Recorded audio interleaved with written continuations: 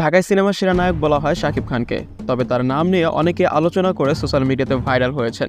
শাকিব খানকে নিয়ে সমালোচনার অন্যতম একজন ছিলেন আলেকজান্ডার, যিনি সবসময় শাকিব খানকে নিয়ে সমালোচনা করে গিয়েছেন। শাকিব ও নিজেরটাকে চিন্তা করেছে, ও কখনো ইন্ডাস্ট্রির কথা ভাবেনি।